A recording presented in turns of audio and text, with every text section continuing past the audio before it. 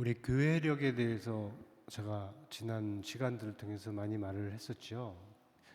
교회력, 처치 캘린더, 교회력으로 말하면 새해는 이미 시작이 되었습니다. 대림절과 함께 새로운 한 해가 시작이 되었죠. 그렇다면 오늘 우리가 갖는 이 송구영신 예배는 도대체 무엇일까요? 송구영신 예배는 한국 사람이기 때문에 한국 사람만 드리는 줄 알았더니 이 힐송 처치라고 호주에서 시작하고 전 세계로 퍼지는 이 힐송 처치 런던에도 있는데 거기도 역시 송구영신 예배를 드린다고 하네요. 그래서 송구영신 예배 드리는 교회들이 있습니다. 그런데 그 의미는 뭘까? 그 의미는 일반적인 시간을 하나님의 은혜의 시간으로 사는 것을 가장 잘 보여주는 순서입니다. 우리 일반 시간에 대해서 얘기를 했었고 은혜의 시간이겠는데 이 달력이 가리키는 게 일반 시간이에요. 조금 더 구분하면 이걸 크로노스라고도 합니다.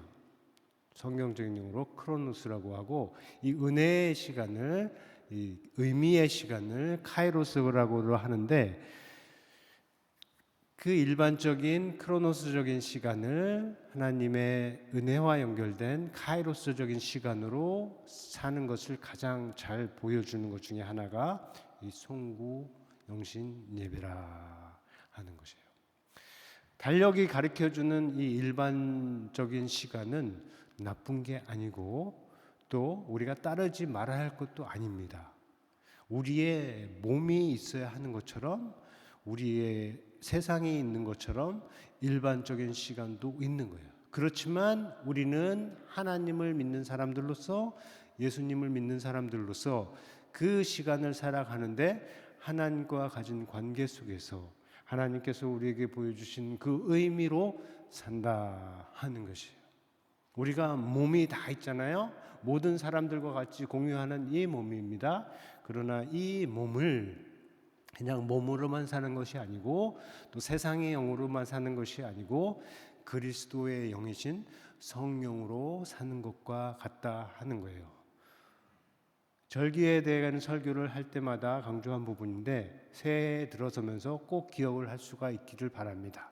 우리에게 주어지는 이 새로운 시간은 모든 사람이 공유하는 시간이지만 우리로서는 하나님께서 우리에게 보여주신 그 계시와 의미로 사는 것이다. 자, 이 숫자 한번 보세요. 1, 1, 2, 5, 2, 3, 6, 8, 7, 6, 0 무슨 숫자일까요? 네? 초? 아닌데 무슨 숫자일까요? 이 숫자가 가리키는 게 뭘까요? 1년, 12개월, 52주, 365일, 8,760 시간을 이렇게 모아놓은 거예요. 이렇게 한꺼번에 이렇게 모아놓으니까 잘 알아보기가 어려웠던 거지죠. 자, 1년이든 8,760이든 각각이 가리키는 시간의 영은 같아요. 그렇죠? 같은데 단위가 다르기 때문에 이렇게 큰 숫자가 있고 작은 숫자가 있는 겁니다.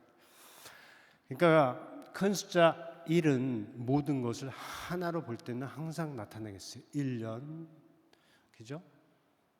세상 하나 이런 것에서 이 시간은 동일한 이 시간은 1년이 될 수도 있고 8,760인 이 시간은 모든 사람에게 동일하게 주어지는 시간입니다.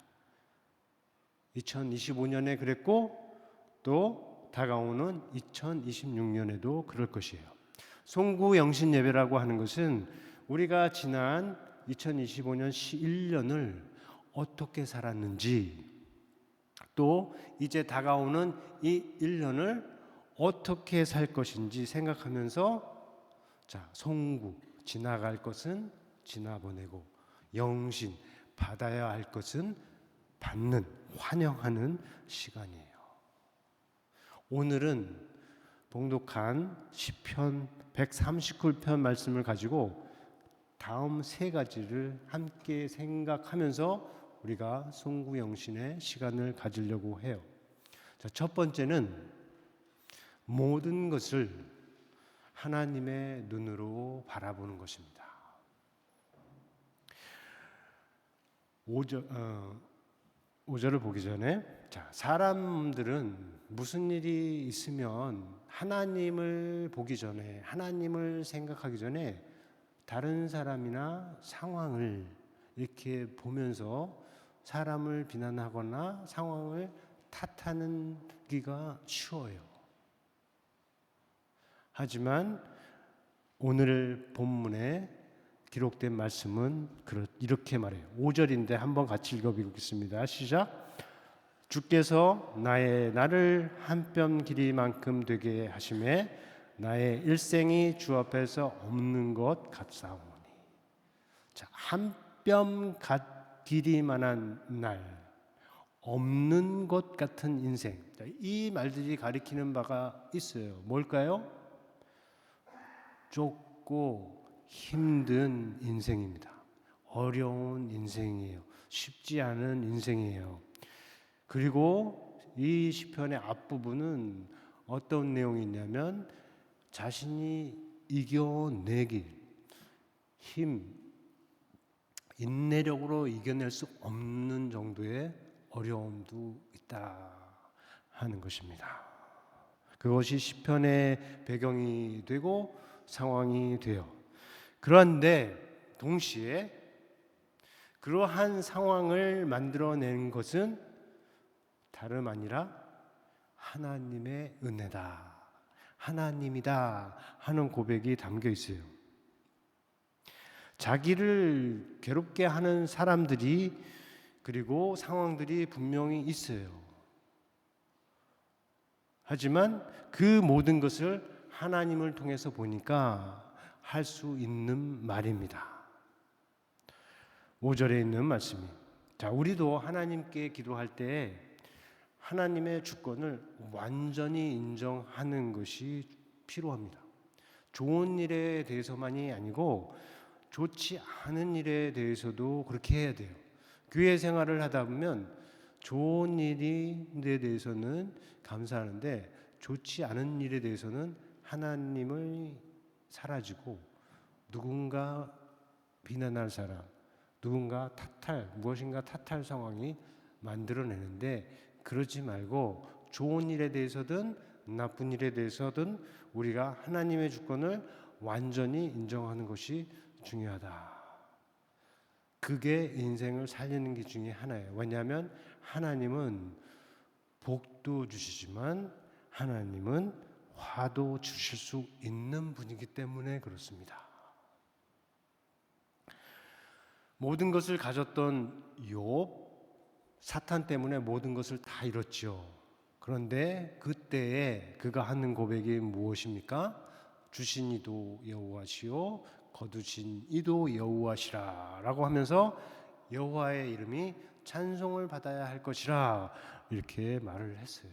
이것은 우리가 우리 인생을 바라볼 때도 꼭 가져야 할 믿음의 눈이다 하는 것입니다. 여러분, 우리 모두 다 가질 수 있는 믿음의 눈이 되기를 바랍니다. 두 번째로, 어려운 때를 지나면서 깨달아야 하는 것들이 있는데 그 중에 오늘 본문이 가르쳐주는 것은 인생의 덧없음, 인생의 짧음이다 하는 것이에요. 4절인데 같이 읽어볼까요? 시작. 여호와여, 나의 종말과 연한이 언제까지인지 알게 하사 나의 연약함을 알게 하소서. 자, 여기서 말하는 인생의 짧음, 인생의 연약함, 인생의 덧없음, 연약함, 이것은 그 안에 하나님이 없는 사람이 말하는 종류가 아니라 하나님과 이미 동행하는 사람이 믿음 안에서 말하는 것들입니다. 자, 나의 종말과 연한이 언제까지인지 알게 하소서. 어려울 때 지금 깨닫고 있는 내용이에요. 자, 또 다른 숫자가 있어요. 한번 볼까요? 788400 보입니까? 이거는 뭘까요? 무슨 숫자일까요? 제가 왜 이 숫자를 만들어냈을까요? 아까 1년의 시간이 뭐라고 그랬습니까? 8760이라고 그랬죠? 거기에다가 90을 곱하면 이게 나와요. 그러니까 우리가 90 인생을 살면 시간적으로 이만큼의 시간을 사는 겁니다. 그 다음에 한번 볼까요? 뭐라고 써 있습니까? 306600. 이거는 뭘까요? 90인생에서 저처럼 55년을 지난 사람에게 남아있는 시간이죠.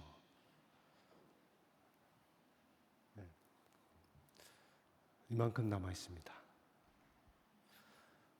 이게 우리가 오늘 숫자 좋아하는데 숫자로 한번 볼 수 있는 우리 인생의 연한이라는 거예요. 믿는 자라도 이렇게 빠르게 지나가는 세월을 붙들어 세울 수가 없습니다. 여기 있는 숫자는 절대로 위로 올라가지 않아요. 여기 있는 숫자가 70만이든 30만이든 올라가지 않습니다. 여러분의 뱅크 어카운트는 항상 올라가기를 원하죠. 그러나 이 인생의 시간은 올라가지 않고 숫자는 항상 떨어집니다. 그게 어려운 시기를 지나면서 또는 아프면서 꼭 깨달아야 하는 인생의 덧없음, 짧음이라 하는 것이요. 우리는 어느새 30이 지났어요. 40이 지났고 50이 지났고 60이 지났고 또 70, 우리 교회는 90이 지난 분들도 계십니다. 끝이 다가옵니다. 그런데 그 다음이 중요해요. 왜 중요할까요? 이 부분에 있어서도 믿는 사람과 믿지 않는 사람과의 차이가 없을 수도 있지만 차이가 분명히 있기 때문이에요. 어떤 차이가 있냐면 떠날 날이 가까워서 우리도 모든 사람들처럼 이 땅에서의 삶을 마치고 떠날 거지만 그래서 우리의 삶이 의미가 없는 것이 아니고 그러므로 우리의 삶이 더욱 소중하고 귀하다 하는 겁니다. 그것이 성경이 우리에게 가르쳐주는 인생의 덧없음을 발견할 때의 의미예요. 그러니까 40이 지났든 50이 지났든 혹은 10년이 지났든 모든 사람이 기억할 것 중에 우리의 인생이 끝이 있는데 그 끝이 있음으로 인해서 허무하거나 덧없는 것이 아니고 오히려 그래서 더 귀하고 소중하다. 그 귀하고 소중한 시간에 무엇을 해야 될까요?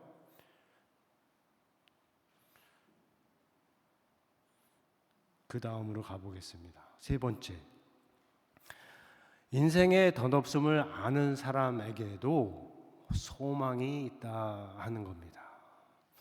인생이 덧없는 사람은 대부분 믿음이 없다면 소망도 없어요. 그렇죠? 다 똑같다, 무의미하다, 덧없다라고 할 수 있는 그러한 상황인데 하나님을 믿는 사람에게는 그렇지 않다는 거예요. 하나님을 믿는 사람에게는 소망이 있어요. 그래서 소망이 있는데 더 없다고 하는 사람, 인생에 의미가 없다고 하는 그 사람들보다 더 확실한 것에 소망을 두는 거죠. 많은 사람들이 인생에 덧없다, 희망이 없다 하면서도 헛된 것들에 소망을 둡니다. 이룰 수 없는 것에 소망을 둬요. 그냥 사라질 것에 소망을 둬요. 좋은 대학, 많은 물질, 성공 이런 것들을 여전히 붙들고 있는 거죠. 그것들이 나쁘다는 건 아닙니다. 그런 것들을 너무 붙들고 있는데 우리는 소망이 있다고 하면서 어디에요? 우리의 소망은 하나님께 두지만 우리는 그러한 것들을 우리의 마음을 두는 그러한 소망을 갖지 않습니다. 그것이 오늘 시편이 가르쳐주는 건데 7절인데 한번 읽어볼까요? 시작! 주여 이제 내가 무엇을 바라리요? 나의 소망은 주께 있나이다. 인생이 그림자 같다고 한 다음에 한 말이에요.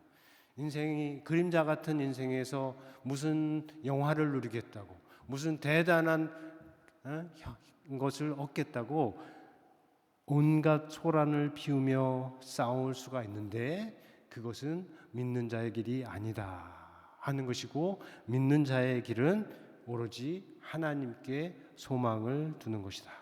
오직 알파와 오메가 되시는 하나님 안에서만 삶의 진정한 의미를 얻을 수 있기 때문에 그렇습니다. 자, 말씀을 정리합니다. 우리는 모든 것을 하나님을 통해서 보는 사람들이에요. 좋은 일도 그렇고, 그리고 나쁜 일도 그렇게 볼 수 있다는 겁니다. 그리고 이 땅에서의 삶이 결코 길지 않다는 것을 알아요. 그래서 어떻게 합니까? 절망하는 거나 포기하거나 허무하게 사는 것이 아니라 소망을 붙들고 사는 것이죠. 그래서 오늘 예배에 참석하신 우리 모두, 또 우리의 교회에 속한 모든 성도님들한테는 나의 소망은 주께 있나이다 라고 고백할 수 있기를 바랍니다. 이 소망은 우리를 절대로 실망시키지 않고 또한 부끄럽게 하지 않을 것입니다. 이 소망을 꼭 붙들으시기. 어떤 소망이에요? 하나님께 두는 소망입니다. 자, 2025년이 이제 얼마 남지 않았는데 남은 시간 우리가 몇 가지를 할 수 있어요. 주보를 다 받으셨죠? 보면 거기에 기도로라고 써 있으면서 회개와 감사와 소망과 감사가 이렇게 써 있습니다. 한번 여러분이 펜이 있으면 쓰실 수 있고요. 펜이 없으면 마음으로 쓰실 수가 있습니다. 올해 한 해를 돌아보면서 회개할 부분, 특별히 하나님과의 관계에서 하나님을 바라보면서 회개할 부분이 다들 있을 겁니다. 기억해서 하나라도 쓸 수 있기를 바라고, 그리고 감사한 거 분명히 있을 것인데 감사의 내용을 구체적으로 쓸 수 있기를 바라고, 그리고 소망에 있어요. 우리가 바라는 소망, 여러분이 바라면 새해가 다가오는데 새해에 바라는 소망들 있죠. 그것도 쓰는데 그냥 wistful thinking이 아니고, 그냥 단순한 wish가 아니고 하나님 안에서 말씀이 주는 소망을 쓸 수 있기를 바라고, 거기에 맞춰서 간구 기도할 수 있기를 바라요. 구체적으로 하나님께서 우리의 상황을 다 아시지만 우리가 우리의 입으로 표현하기를 원하시고, 그 표현 가운데 하나님과의 대화가 가능해집니다. 그것을 한번 우리가 주어진 시간에 한번 해보세요. 한 5분 정도 시간을 드리겠습니다.